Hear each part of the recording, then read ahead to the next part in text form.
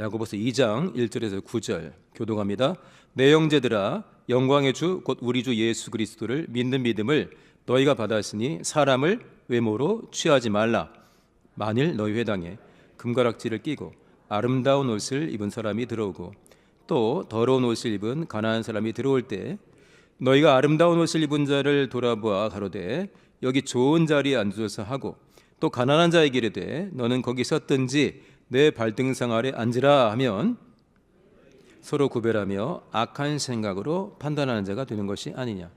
내 사랑하는 형제들아, 들을지어다. 하나님이 세상에 대하여는 가난한 자를 택하사 믿음에 부유하게 하시고 또 자기를 사랑하는 자들에게 약속하신 나라를 유업으로 받게 아니하셨느냐.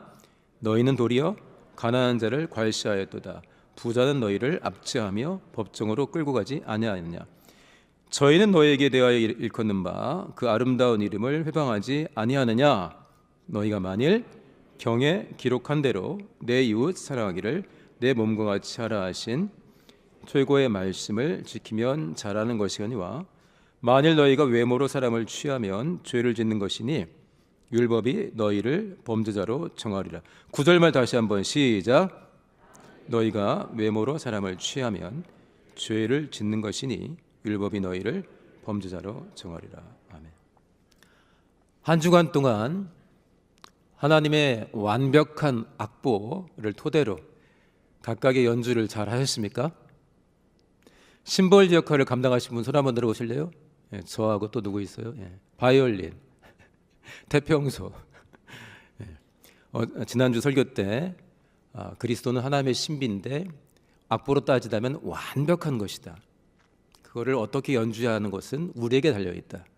각각에게 다양한 연주의 순서들이 있겠지만 준비하고 하나님을 기쁘시게 해야 세상 사람들은 그 연주를 들을 것이고 우리를 통해서 그리스도의 향기를 맡을 수 있을 것이다. 할렐루야. 그 좋은 말씀 한 주간 동안 순종하느라고 수고 많으셨습니다. 제가 최근에 이제 톡방에 올라온 사진 중에 애기 이제 한 살 좀 지난 애가 이제 밥 먹는 사진을 누가 올려놨어요. 제가 볼 때는 요플레 비슷한 거 먹는 것 같은데 분명히 이제 숟가락이 입으로 가긴 하는데 전체가 뭘 묻어 있더라고요.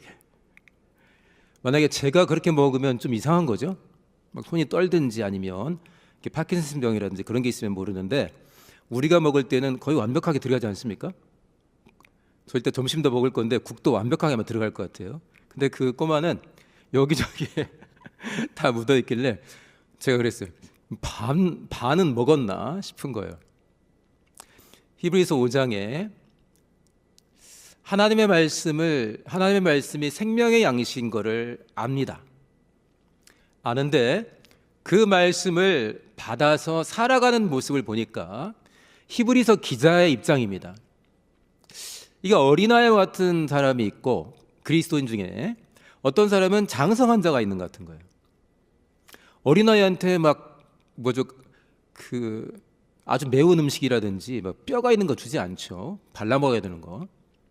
그러니까 어린아이에게는 젖을 준다고 써 있어요. 그렇죠.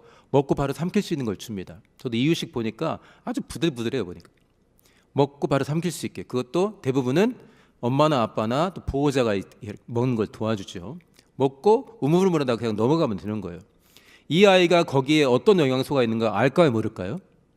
몰라요. 단백질이 뭔지, 지방이 뭔지, 탄수화물이 뭔지, 무기질이 뭔지 알게 뭐겠어요. 장성한 자는 구분합니다. 저는 이럴 때 이 음식은 먹기가 좀 불편합니다. 저는 지금은 기름기 많은 건 안 되고 전 요거를 먹겠습니다. 그다음에 꼭꼭 씹어서 자기에게 필요한 음식들을 먹습니다. 그래서 그걸 구분해 놨어요. 근데 이제 영적으로는 어떻게 또 이제 그걸 설명했냐면 어린아이가 먹는 거 봤지? 어른이 먹는 거 봤지? 그런데 영적으로는 이런 거였는데 어린아이에 대해서는 이런 표현을 했어요. 의의 말씀을 경험하지 못했다. 성경에 의의 말씀과 그 다른 말씀이 구분되어 있습니까? 어디 막 레위기라든지 하면 막 계시록 같은 데 가야 의의 말씀이고 딴 데는 뭐 복음서에 가게 되면 전부 다 저지입니까? 그렇지 않습니다. 의의 말씀이 뭔가요? 그게 뭔가를 히브리서 5장 14절에는 장성한 자가 어떤 자냐 하면서 구분해 놨어요.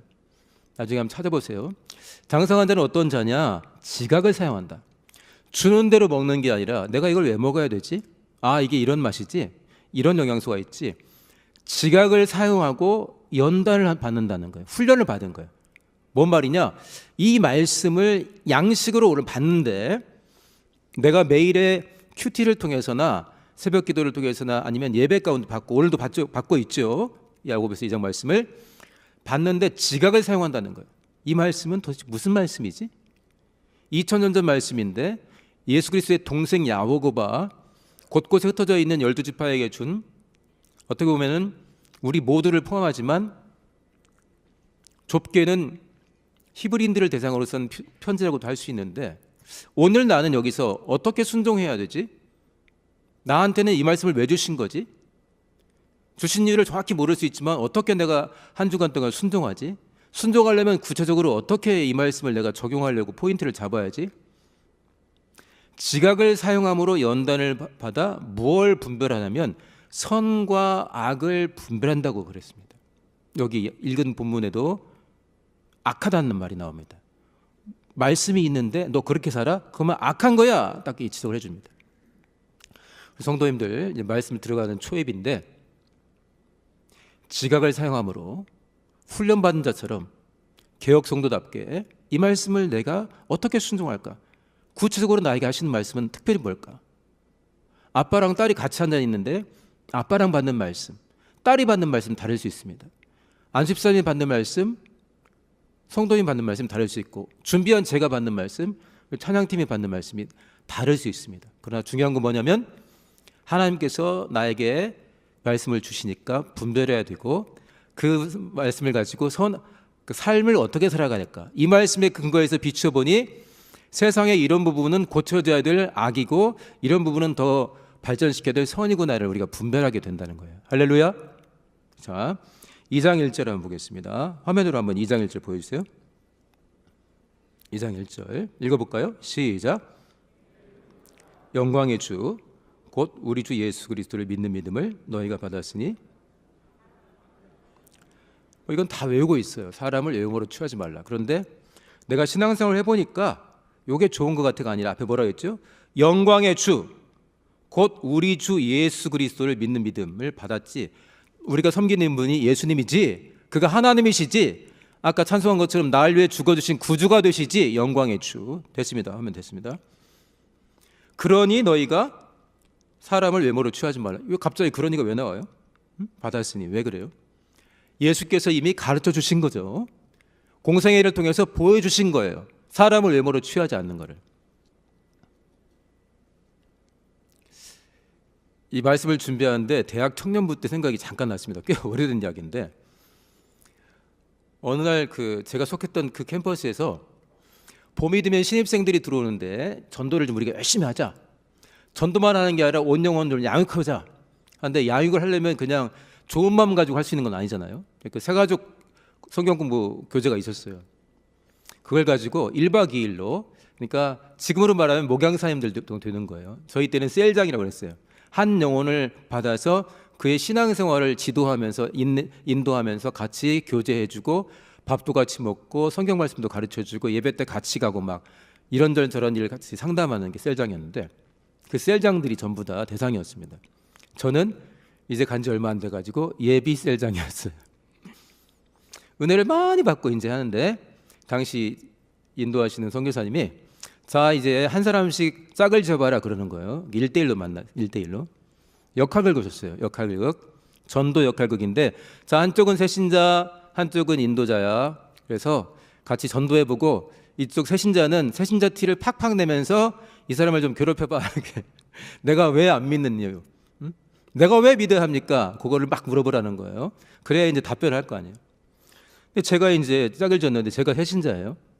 그래서 우리 모임에 굉장히 전도도 열심히 하고 성격도 좋고 근데 저보다는 한 4살 어린 후배가 있었어요. 근데 막 그 역할극을 이미 대본이 있는 건 아니에요. 둘이 막 하는데 저한테 그러는 거예요. 형제님, 그래서 근데 예수 믿으면 뭐가 좋습니까? 내가 이제 천연덕스럽게 질문을 했어요. 그러니까 뭐라고 하냐면 하나님은 사람을 외모로 취하지 않으십니다. 막 그러는 거예요. 제가 그때도 머리가 없어지기 시작했었습니다. 그래서 제가 그게 무슨 말인가요? 갑자기 하니까 막 이제 당황한 거야. 이 친구는 제 머리를 보고서 외모로 하나님은 당신이 머리 숱이 적어도 걱정 없어요, 하나님은 차별하자, 이렇게 했는데 저는 이미 예수를 잘 믿고 있었기 때문에 외모에 신경 안 쓰는데 그게 무슨 말이 내가 그 생각이 안 돼가지고 뭔 말이야 했더니 본인이 당황해가지고 막 깔깔대고 막 그러더라고요. 이제 밥 먹는 시간이 돼가지고 다시 한번 물어봤어요.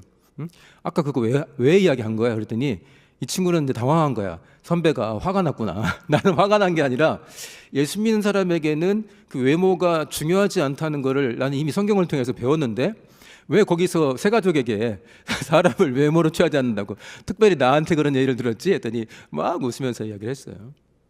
제가 조금 더 성장해서 신앙생활을 좀 더 잘하려고 저희 공동체에는 집에서 학교에 다니거나 기숙사에 다니는 친구들도 있었고 사랑방이라고 그래가지고 이게 자취방이 있었어요. 우리 공동체에서 마련한 자취방인데 그 자취방에서 같이 신앙생활을 했습니다. 하루는 후배가 저한테 그러는 거예요. 형, 나 이제 마음이 놓여요. 그러더라고요. 왜? 그러니까 이제 마음이 많이 편해졌어요. 그러더라고요. 왜? 그러니까 형을 보면, 저를 보면 마음이 불편했대. 또 왜 그래? 같이 살면 다 이것저것 보잖아요. 그래서 내가 뭐 잘못했어? 그랬더니 그게 아니고요. 형은 저한테는 굉장히 모범이 된대요. 근데 뭐가 문제야? 그랬더니 제가 형이 굉장히 신앙생활에 모범이 되는데 왜 머리가 빠져갈까? 참 황당한 이유가 다 많아요. 형은 신앙생활에 모범이 되고 같이 살아보니까 이것저것 배울 게 많은데 형은 왜 머리가 빠져갈까? 그러는 거예요. 그래서 그게 왜 걱정이 되지? 했더니 자기는 많은 사람들이 머리숱이 많은 걸 좋아하니까 머리가 빠지는 거는 그 불리한 것이고 나중에 이성교제하거나 결혼할 때 불리한 것이고 그거는 분명 하나님께 문제가 있다고 생각을 했대요. 근데 참 귀여운 생각들을 많이 합니다. 근데 어떻게 해결이 됐어? 그랬더니 통독 중에 레위기를 가는 거예요. 레위기 때 잠자는 사람이 많지만 은혜 받아서 해결되는 분도 있습니다. 레위기 13장 보면 정결법계에서 이거는 정하고 이거는 정하지 않아서 하나님이 이스라엘 백성들, 광야를 통과하는 이스라엘 사람들에게 거룩함이 뭔가를 삶 속에서 이렇게 가르쳐주면서 구분을 해요. 거기에 요즘으로 말하면 한세님 병이 있지 않습니까? 문둥병. 문둥병은 막 몸에 부스러기도 나고 점도 나고 몸에 있는 털이 빠지잖아요. 근데 그거하고는 구분된다. 레위기 13장 40절 41절 정확한가요? 제가 아침에 확인했는데 레위기 13장 40절과 41절에 그런 거 없이 그냥 머리가 빠지면 그 사람은 그냥 대머리고 그 뒤가 중요해요. 정하니라. 깨끗하다는 거. 그 밑에 또 있어요. 다 빠진 게 아니라 앞쪽부터 빠지는 사람이 있어요. 레위기에. 그 사람은 그 이마 대머리라. 그리고 뒤에 뭐 있어요? 그 사람은 한센병이나 무슨 죄를 저지른 게 아니라 정하니라 이렇게 된 거예요.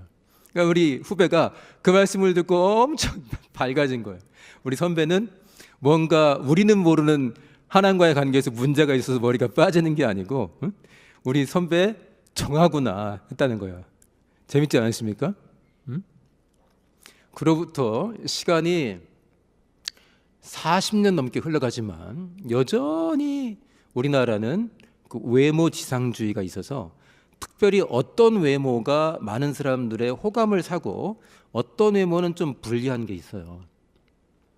많은 성도님들이 은혜 받고 그 다음에 외모와 상관없이 사람을 있는 자체로 사랑하려고 애를 많이 쓰고 있지만 여전히 비슷합니다. 최근에도 헤어스타일 때문에 고민하는 우리 후배를 본 적이 있어요.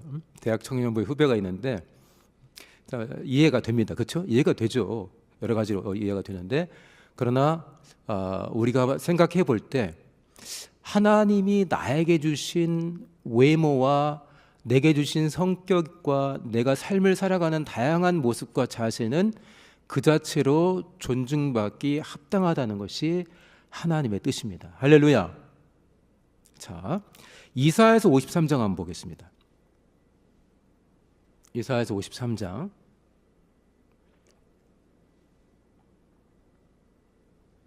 볼까요? 1절에서 1절 말씀 시작. 누가 믿었느뇨?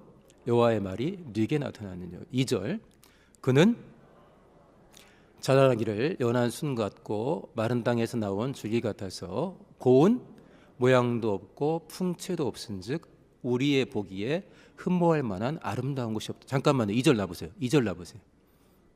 2절 놔보세요. 2절. 예수 그리스도에 대한 예언이죠. 그는 주 앞에서 자라나는데, 분명 주의 인도하신 가운데 자라나고 있는데, 세상 사람들의 눈으로 볼 때 연한 순, 그러니까 강하지 않아요. 마른 땅에서 나온 줄기, 척박한 땅에서 나온 줄기라 물을 충분히 흡수하지 못해요. 그러니까 볼품 없어요. 그 다음에 그럼에도 불구하고가 아니라, 그래서 고운 모양도 없고 풍채도 없다. 우리 보기에 흠모할 만한 아름다운 것이 없도다. 자, 됐습니다. 화면 잠깐 닫아주세요. 3절 내용 화면 닫아주세요. 우리가 예수님의 그림을 많이 보셨죠? 그게 확실히 예수님은 아니지만 예수님인 것으로 확실하게 구분되는 그림들 많이 보셨죠? 못생기게 그려져요? 잘생기게 그려져요? 그것도 흑인이에요? 백인이에요? 황인도 거의 없어요. 백인인데 키가 커요? 작아요? 그 옷을 입고 계시지, 그래서 그렇지 옷을 하나 벗어놓으면 왕자 있을 거예요, 분명히. 우리가 사실 예수님의 외모에 대해서 생각할 때 그래도 우리 중에 최고로 멋있지 않으실까 생각을 할 수 있어요. 우리 기준이니까. 설마 하나님을 우리가 못생기거나 연약하거나 짜리몽땅하게 그려놓기는 매우 힘들 것 같은데, 그래서 나름대로 예의를 갖춰서 잘생긴 남자를 그려놔요. 근데 예수 그리스도는, 자, 그리고 아까 3절 가면은 나중에 찾아보세요. 예수는 철저하게 무시당하고 멸시당한 다음에 살해됐습니다. 자, 앞에는 외모예요. 별 볼 거 없다. 고운 모양이 없고 흠모할 만한 게 없다. 어머머머, 저 형제 되게 멋있어. 이게 없다는 거예요. 어머, 저 집사님 정말, 와, 우리 남편하고 너무 다르네. 이런 아주 멋진 풍채가 없다는 거예요. 연약해 보이고. 그게 외모입니다. 삶의 모습 또한 당시의 유대인의 기준에 맞지 않았어요. 예수님은 학벌을 내놓을 게 별로 없었어요. 배우지 않았거든. 지역도 유명한 지역이 아니에요. 선한 것이 나올 수 없다는 지역이에요. 성경 해석을 열심히 하는데 당시의 리더들과 달라요. 굉장히 이단스러워요. 이단을 넘죠? 그러니까 너는 죽어야겠다, 마땅히. 그래서 온 리더들이 모여가지고 회의한 다음에 죽여 결정하고, 로마인이 보기에도 아닌 것 같은데 율법을 기준으로 죽여, 이렇게 됐습니다. 이게 사람을 외모로 판단하는 것입니다. 겉모습도 판단하는 것이 외모에 들어가 있는 것이고, 그 사람의 모습을 우리가 어떻게 받아낼까가 있는데, 우리는 예수님마저도 외모로 판단하고 그의 삶을 우리의 기준에 판단했을 때는 어떻게 예수님도 살해당할 수가 있는 겁니다. 그래서 우리는 우리가 원하는 대로 사람을 대하지 않고 예수님이 우리를 대해 주신 것처럼 대하고자 이렇게 말씀을 찾고 있습니다. 자, 어렵지 않은 구절인데 지금 잘 사는 사람이 오게 되면은 특별하게 배려를 하고, 딱 봐도 냄새나고 이상한 사람이 오게 되니까 배려를 하지 않고, 이거는 알아듣기 쉽게 구분을 해놨습니다. 여러 가지 우리가 사람을 외모로 구분하는 것, 그의 행색, 입고 먹는 거로 구분하는 것, 스펙으로 구분하는 것 중에 하나를 단적으로 해놨는데, 그러면서 4절 한번 보세요. 야고보서 2장의 4절 한번 읽어볼까요? 4절 시작. 서로 구별하며 악한 생각으로 판단한 자가 되는 것이 아니냐. 예수님이 세리와 죄인들의 친구가 되셨는데 그거를 엄청 못마땅해 했습니다. 오랫동안 율법대로 순종하며 살면서 이거는 악인이다, 이거는 죄인이다, 그러니 신앙생활에 도움이 안 된다 라고 정해놓은 게 죄인들, 특정한 죄인들도 있고 그중에 대표적으로 세리도 있는 건데, 뭐가 잘났다고 제사장도 레위인도 상종을 안 하는데 예수님이 세리와 죄인들하고 엄청 자주 먹고 마시면서 시간을 쓰셨습니다. 그게 많이 조롱당했거든요. 사람 가려서 살길지 모른다고. 자, 그런데 4절에 이렇게 너희가 너희 생각, 여기는 그리스도인들에게 하는 이야기예요. 흩어져 있는 12지파 그리스도인들에게 주는 편지입니다. 너희끼리 서로 구별하면서 어떤 생각? 선한 생각, 악한 생각. 악한 생각 됐습니다. 아까 히브리서에서 의의 말씀을 분별하는 사람이 있고 그렇지 못한 사람이 있는데, 장성한 자는 지각을 사용한다. 이 말씀을 내가 어떻게 순종할까? 26년에 내가 내 목장에서, 삶의 자리에서 어떻게 이 말씀을 실천하지? 외모로 판단하지 않는 거? 그런데 여기 단적으로 현재 진행되는 것들을 이야기 들면서 아마 목장에도 이런 일이 있을 수 있고, 우리 개인에게 나는 저런 사람이 좋아, 난 저런 사람이 싫어 하는 게 있을 수 있어요. 그런데 그거는 악한 생각이다. 세상에서 그거 악하다 하지 않아요. 우리도 취향이 있지. 밥이라도 편하게 먹어야지. 친구끼리 움직이지. 안 그렇습니까? 근데 여기서는 이게 구분해가지고 얘한테는 잘해주고 얘한테는 잘 안 해주는 거는 악한 생각이다. 그러니까 지각을 사용한다, 연단을 받아서 이 말씀을 어떻게 순종해야 하지 하고서 자기를 돌아보고 세상을 바라보니까 이 말씀대로 움직이지 않는 것이 있고, 이 말씀대로 되고 있는 것이 있어서 이 말씀대로 되지 않고 이 말씀을 반대하는 것과 같은 모습을 악하다 봤어요. 여기서는 이렇게 세상 사람들이 볼 때는 이게 무슨 악한 것이야 싶지만 하나님 보시기에는 선하지 않다는 것이에요. 그러니까 우리가 이걸 구분할 수가 있어야 되겠죠. 자, 8절 한번 보겠습니다. 8절 시작. 경에 기록한 대로 내 이웃 사랑하기를 내 몸같이 하라 하신 최고한 법을 지키면 잘하는 것이거든요. 9절까지.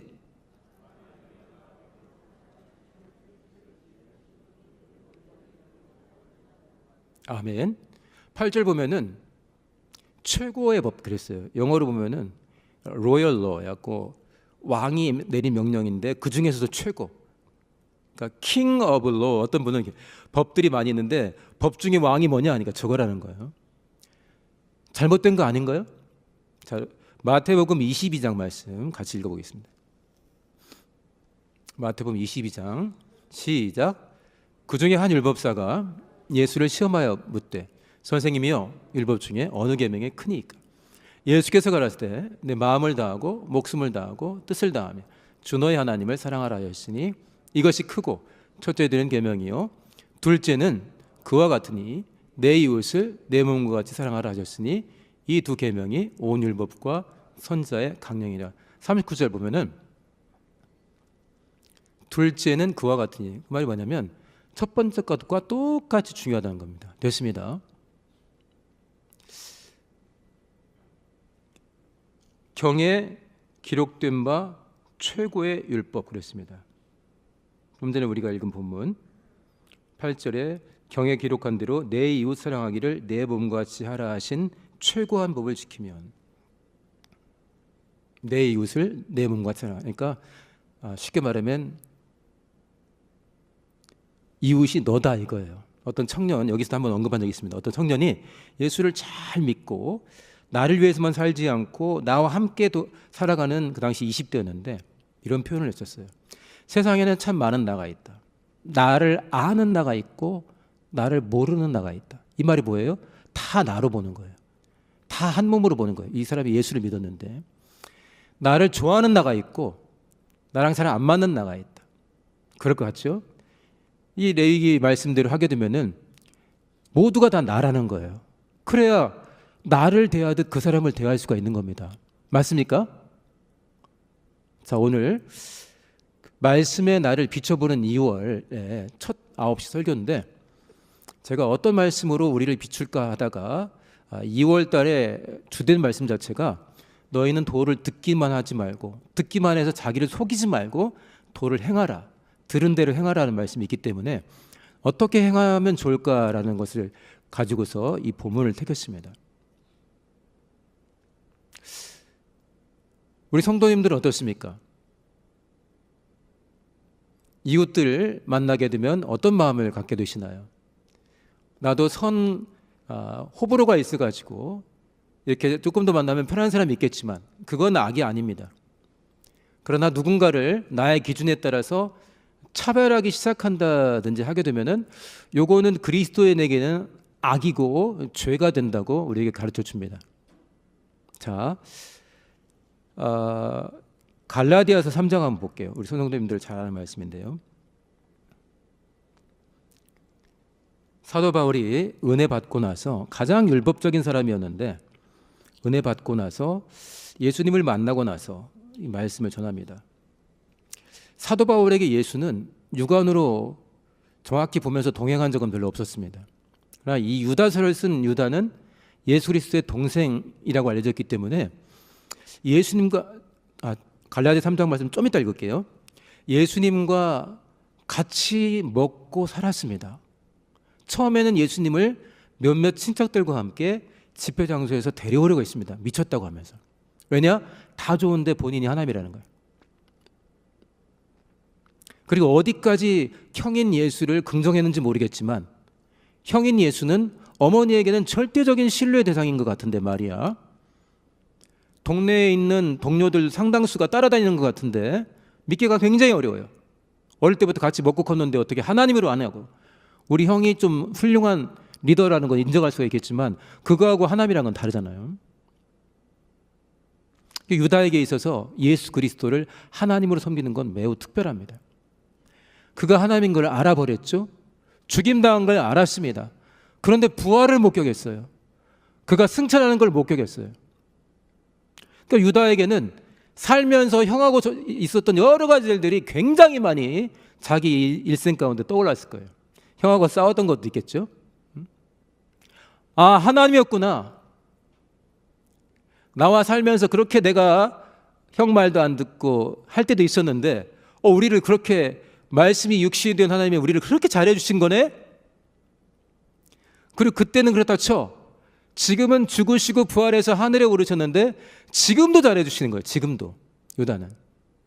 그러니까 이 유다 입장에서는 하나님이 자기를 죄인으로 판단하지 않으시고 사랑해 주셨는데 자기를 비롯해서 사람들이, 그것도 예수 믿는 사람들이 누군가를 이렇게 구분해서 판단하는 것이 받아들이기가 매우 어려운 거예요. 물론 유다도 노력을 하겠죠. 그런 마음 가운데 이 유다에서에서 외모로 판단하지 말할 말을, 왜냐하면 하나님이 나를 판단하지 않았어. 우리 형이 나를 판단하지 않았어.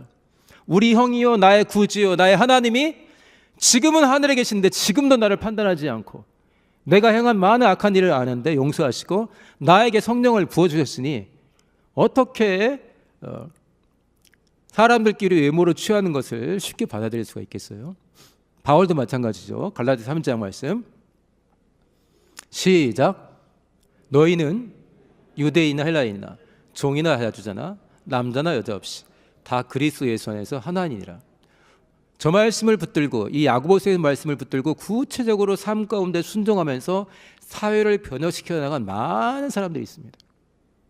그런데 노예제도가 폐지되거나 남녀차별이 없어지거나 유대인이냐 헬라인이냐 구분 없이 서로를 사랑하는 데는 시간이 굉장히 많이 걸렸습니다. 남자들 입장에서는 남녀차별 많이 없었다 그랬죠. 여자들 입장에서는 들으면 달라요. 지들은 그대로인데 우리는 겨우 여기까지 왔는데. 그래서 유리천장이라는 말도 합니다. 올라가도 보이지 않는 것 같아. 차별이 없는 것 같은데 차별이 있는 거죠.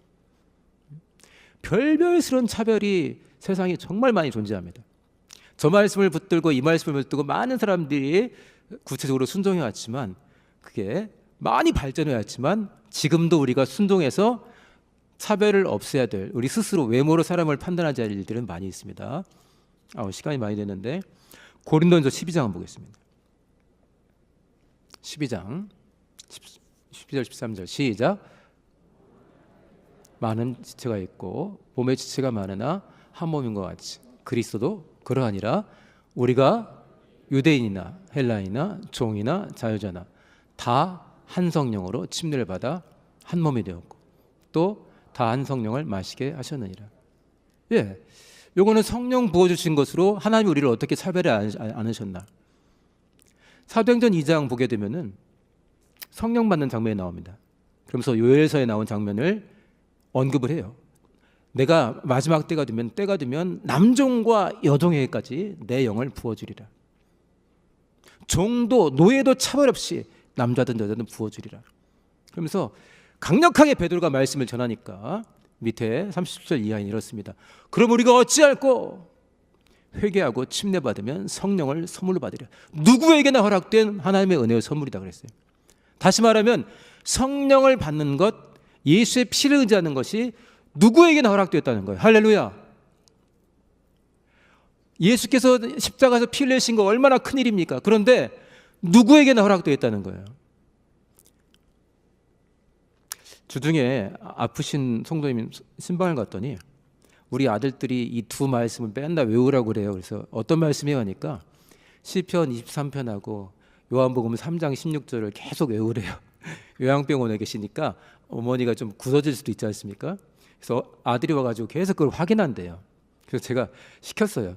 3장 16절 한번 해보세요. 그래서 같이 했어요. 우리 요한복음 3장 16절을 우리 한번 해볼까요? 시작. 하나님이 세상을 이처럼 사랑하사 독생자를 주셨으니 이는 저를 믿는 자마다 멸망치 않고 영생을 얻게 하려 하십니다. 예수께서 직접 하십니다. 하나님의 세상을 이처럼 사랑하사 누굴 줘요? 내가 육신으로 왔는데 나를 당신들의 선물로 준다 이거예요. 그러니까 아버지도 그렇고 아들도 그렇고 각각의 심령에 임하시는 성령도 그렇고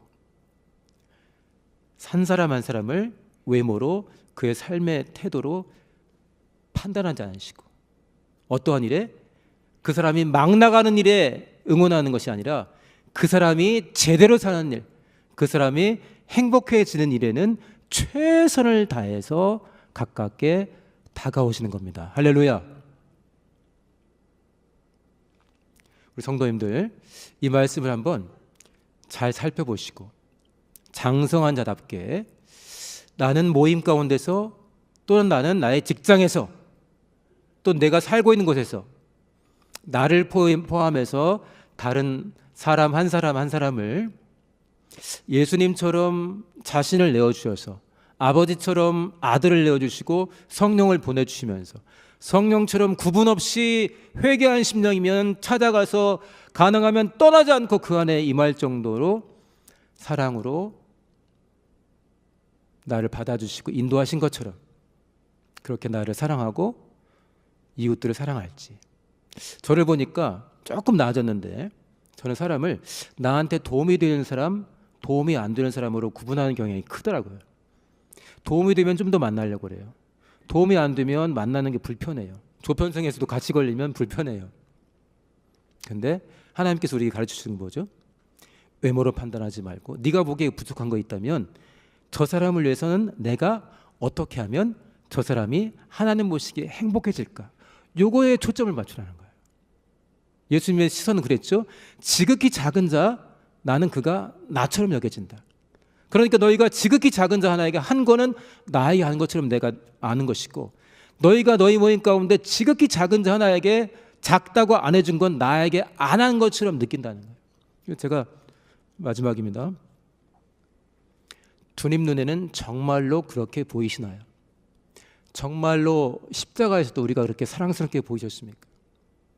성령께서는 우리 안에 임하실 때 우리 한 사람 한 사람이 그냥 의무로 아버지가 가라니까 몰라 하고 A씨 가는 게 아니라 우리 가운데 그렇게 사랑으로 임하셨습니까?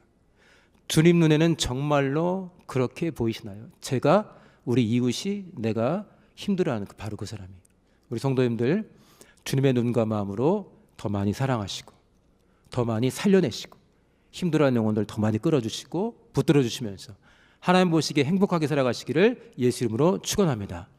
기도할 때 우리 주 예수를 닮게 해달라고 2026년 바로 오늘 살아가는 내가 외모로 사람을 판단하지 말 그의 겉모습, 그의 살아가는 모습, 그의 행동들, 피부 색깔 다양한 이유가 있어요. 우리 안에 기준이 있습니다.